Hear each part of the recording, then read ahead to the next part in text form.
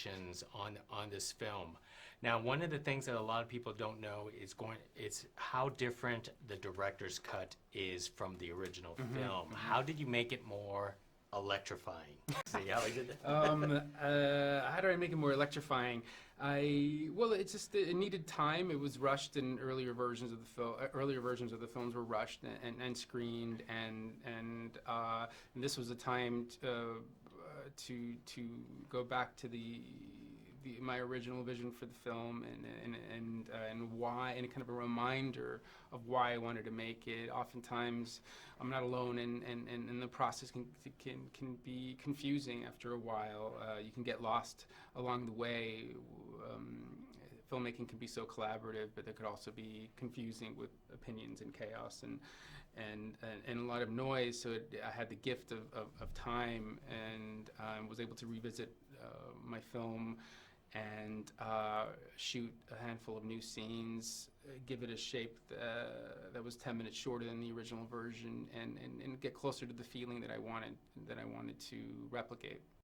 Obviously, you're very happy with the results, but one of the things that people are probably not going to realize is that for being such an American story, you filmed it in a lot of it in England.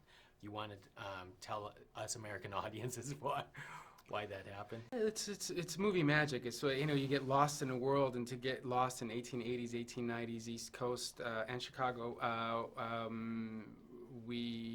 that world doesn't exist anymore. That world doesn't exist in Pittsburgh or New Jersey, and I think there was only one building left in Chicago on the side of the World's Fair. So we recreated it in England, mostly with a UK crew.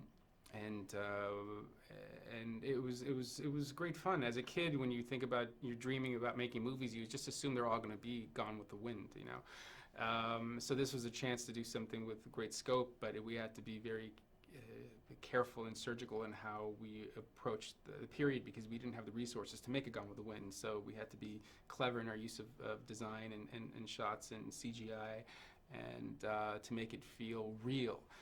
That was most important, to make it feel authentic of what that energy might have been like living in that moment, without letting the computer CG graphics take over. So hopefully it feels like you're there.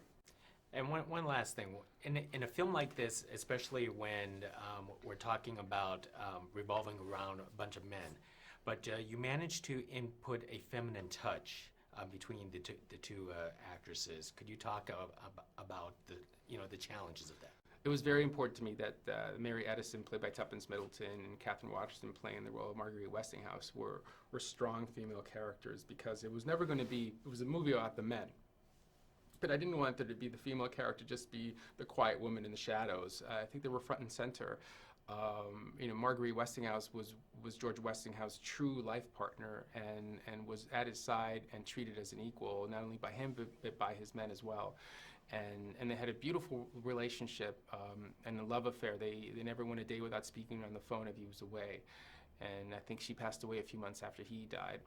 Mm-hmm. And Edison's relationship with Mary is completely different. I think he takes a lot of his family for granted until it's too late, and then tries to do everything in his power as an inventor to go back in time and keep her alive. And I think sometimes